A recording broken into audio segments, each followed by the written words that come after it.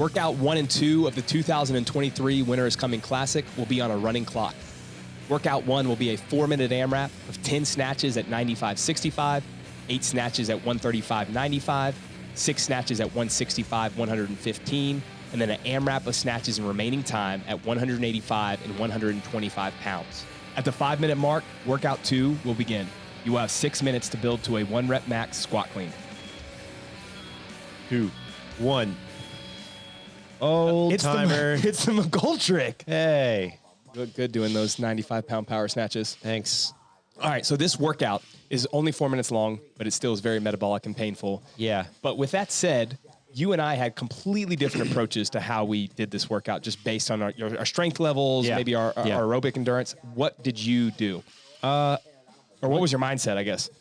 Well, all right, I'll start with my plan on this. My first plan was to touch and go the snatches, try to transition somewhat quickly, and then I was going to go singles from there on out. So touch and go the first barbell, 95 pounds. And the 95, the 135, the 165 really all feel very similar to me in terms of what they do to my breathing. None of them really like challenge my strength. So what it was more about like, let me get to the 185 bar with a little bit of gas in the tank so I can really like try and rip it apart. Maybe a little too conservative, but I'm not super trained in it right now. But I think overall it was a pretty good strategy for me. Also, too, considering like you got to clean after it too, and that matters. Yeah. So if it was just a standalone snatch test, I would have pushed the earlier bars way more. Right. Whereas for me, I was thinking I need to push the first 3 barbells because I'm not as strong as you, so that I have more time on the 185. Just because if I only have 40 seconds, I just can't keep up. If I have a little bit more time than you, maybe then I can keep up. And that's important. So for those that maybe have a little bit more of an endurance bias that still can cycle the barbell, speed the beginning up, and then just try to get away with doing as many as you can with longer time in the end. Yeah, things that help, getting plates that don't bounce around a lot. When I tested parts of this the first time, I had bouncy plates, and it was just all over the place, and I wasted a lot of time. My thought here when writing this workout was I wanted to have a way to test the snatch that allowed more of like a strength endurance type feel. You're seeing that more now in the sport. We got to make sure that that's hit often. But also, too, like, we have our affiliates doing this. We have, like, there's no changing in this other than master's weights up to that point. Intermediates, everyone doing it. So even if your snatch is not super strong, you still are being tested in your ability to cycle a heavier weight at 185. But you got to get there. You know, you got to do 10 at 95. You got to do 8 at 135. This is the guys' weights. And you got to do 6 at 165 and change plates all before 4 minutes. So you got to move. And I think it's just a good way of us testing multiple weights as we get through it. Yeah. And by the way, this is probably what we'll see in either the open or quarterfinals now with this new CrossFit change where masters and the individuals are doing the same workouts. They can't just do heavy barbells at the beginning of a workout. So you'll probably see ladder style where it's just you have to be good at cycling both light loads and heavy loads in the same workout. Yeah. All right. So I had about 1:20 to start doing my 185 now. So I think that's 3 reps in. And yeah, it doesn't look like it. Everyone always says this. It doesn't look like you're even hurting. You barely look like you're out of breath. And I'm like, this is me in pain right now. So, but for you, it's not a strength issue, right? Like the barbell's still super light. I mean, you're it's just like my breathing. breathing. Yeah. Whereas when I did this, it feels more like I got to make sure that I'm braced for each one because after 3 or 4 reps, it just gets really heavy. And that's just the different styles of athlete. So you need to know who you are and how you're going to pace this. Yeah. And then in my head, it's only a 1-minute transition before we start cleaning. So I'm pushing and I have a goal in mind of how many reps I want to hit, but I'm also like pulling back just a little bit, you know? Right. I think this is a good thing too, is like, if you know how long each rep is taking you, like having someone there kind of count it out for you will be really helpful, but also you've got to time it. So when you know you have like 20 seconds left and it's taking you 10 seconds to do a rep, you're like, all right, well, I have to go by this point to make sure I hit this rep. Because you don't want to get caught where you hit one and you had 5 seconds left, because that's wasted time in the little window that you had, and you could have been more efficient with that. Yeah. So I knew right here, I was like, all right, you got to go right away. I can get one more in. Oh, nice. Well done. Almost had to squat that one a little bit. Well done. Yeah, I was hurting pretty good there. But yeah, that was fun. So a couple other things, Mike already touched on this, but making sure that you have plates that don't bounce is really important. And then making sure your plates are set up where you can quickly transition from one to the next. Like going from 95 to 135 for the men, you have to strip one off unless you're adding 10s, but it's like do that quickly so you're saving time. Yeah, if you need advice on changing weights out in and out much faster, tag or reach out to Jeff Cordero. He's probably got some good tips on quick pit tire changers. Yep. Oh yeah. So you put the change plate on outside of the 45. Was that intentional? Like, what was the goal there? Just to always have like a odd number. I always add like a 1 on just to have 1 pound plates added, and I didn't want to take all the Price is Right thing. Yeah. You know, a lot of people $1, just Bob. don't add 1 pound plates, and if you're basically lifting the same thing, it's just like 2 little pounds. 2 pound yeah, a little tiebreaker. But I didn't want to like take all the weights off and put it on. So you're going to slide them on each time. I think that actually is super helpful because you can beat, in the open, for example, you could beat 1,000 people by just adding 2 pounds. I know. And then there's my lazy clip job. That's a bad I'm convinced that was just wasted time putting them all the way on. Is it though? The extra second. Mia used to go nuts when I would do that. And I'm like, when we're doing fast sprint ladders, it matters. Right now it doesn't matter. Sprint ladder for sure. Yeah. So your clock has already started. You're gonna, for everyone that's doing this workout, from 0 to 4, you do your snatches, and then you get a 1 minute transition at the 5 minute mark. So from 5 to 11, you're going to do your squat cleans. Mike's taking his time here. I think most people probably should. There's 6 minutes is enough time to make sure that you can warm or feel good before you do your first lift. Yeah. I mean, I know myself. I know my body with lifting under fatigue like this. I can make big jumps quickly. It's better for me to just really rest and take advantage of an extra minute of rest versus like trying to rush into it.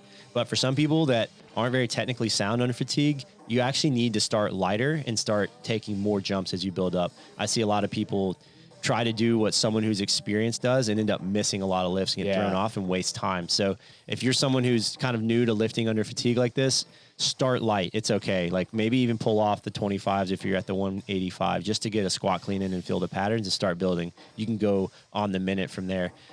You catch your breath pretty quickly on this as you work through it, especially for those that aren't getting a lot of reps at the heavy snatch bar. You're going to feel actually way more recovered than a lot of people who are strong enough to really get a lot of to do a lot of volume on that last bar. Yeah. I definitely like starting a little bit lighter. I want to do 1 or 2 lifts at a light load and then go heavier. Yeah. So I haven't lifted heavy under fatigue in a while. I think that first one was like 255, and then I just jumped up to 305. So I did a 50-pound jump. It's a big jump. Yeah. But I was like, well, I don't have much time left, and Did you have a specific goal and what your weight changes would Honestly, I came in that morning and was like, you're going to think I'm ridiculous, but like, I was like, 315 would be kind of cool. I haven't cleaned that in months. And then that just felt good. And I was like, okay, well, maybe I'm stronger than I realized right now. So just keep building. So once I kind of hit this, I thought, all right, I could go for like 330 range or more. Yeah.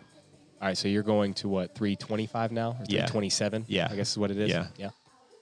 Yeah, and that felt pretty good. Actually, just seeing that right now, like it did not feel that fast, and I felt like I was like getting bottomed out on the clean. But I think that's important because, especially with the Olympic lift, sometimes it just it feels when you're the one doing it like it's really slow or sloppy or heavy. Yeah. But then if you watch it back, a lot of times it actually looks really good. So I think that's important for people to kind of take some risks on that last bar. Yeah, I feel like strong, fast, powerful people say that a lot. They're like, "Well, it felt like I was moving really slow," and it's like, "Dude, no, you weren't. Yeah, no, you're still you going were really not. fast. Yeah."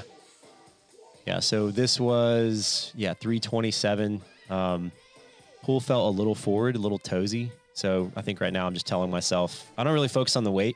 I actually wasn't even adding it up as I was going. I was just kind of adding change plates. I just focus on cues when I'm in a moment like this. It helps me stay focused and under control. And I just think of like, all right, well, what did the last one feel like? What do I need to change? And then this time I'm like, all right, like if you are patient off the ground, make your back really strong when you pull, and then just stand up as freaking tall as you can, then all the training that you've done up to this point will follow through and your technique will be there. Yeah. I love that advice. I think people too often focus on the weight, like, oh, this is 5 pounds under my PR, as opposed to focusing just on the technique. Yeah. All right, let's see it. Looks easy again. That felt good. So now you're going to go up again. How many more lifts do you do? Do you know? 1, 2? I think I'd do one. Like yeah. I think I'd do If one someone more. was to have missed around this time, what would you tell them to do? To just try it again, go up, go down? Yeah, it's a good question. I think it depends on why they missed. Sometimes it's just a weird little technical, mishap that you had, and confidently, you're like, all right, like that wasn't strength. I just felt a little weird. I rushed a little bit. I tell them, I'm like, all right, go up, like I feel confident you can hit this. And I sometimes like giving someone that pressure. I'm like, you can go up, you can hit this. That wasn't strength. It was just a weird little technical thing. And that pressure sometimes kind of makes them more alert and more focused.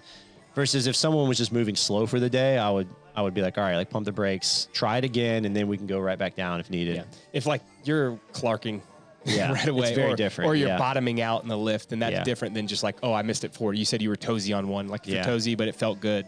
Those are two different people. Yeah. So, I mean, a lot of it, like, I'm Get out of the way, Mia. some of these look easier, but like you got to keep in mind, like I'm way under what my all-time 1RM is, and I'm just, I guess ultimately pretty conservative in terms of what I could actually do. So it makes it look way more successful than it is, Like if I was only comparing to my all-time 1RM, it'd be like, dude, you weren't even trying that hard. Yeah. But, in the moment, I think you just have to know what you're capable of. I love how people just kept walking by as you were doing this. She was like walking up asking if I wanted chalk. No, thank you. Oh, easy peasy. What is this? 357? 347. 347? Yeah.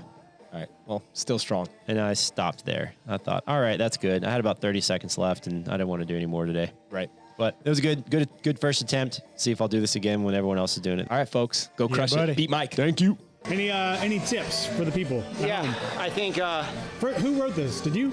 I mean, we all wrote it Okay. collectively. as a team. Why? What was the fun Well, of this setup is to cater for the whole community. So classes can do this.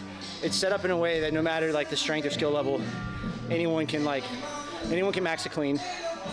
There's no barrier to entry there. And then the snatches are set up in a way that if 165 for the guys, 185 for the guys, I'm just referencing those weights right now, is really heavy relative to your 1RM, you still got to do a lot of work leading up to that, so it's a good test. Like, you got to do 10 at 95, you got to do 8 at 135, you got to do 6 at 165, so it's a good opportunity for some people, members, athletes working on strength to still get an opportunity to hit some big lifts, so we wanted to test both. And was it any different than how you thought it was going to be heading into it? I mean, that ladder got me pretty messed up going into the clean, but like if you're not that strong and you can't get that many reps at 185, you'll probably feel pretty good in the clean. So, it's a trade.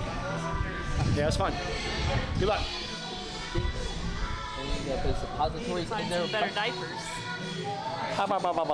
Did you watch them cleaning? I didn't see anything. I heard people yell when I was in there, so I figured I'd come out. Was it like 185 or what do you think? Chris, hello. How do you do?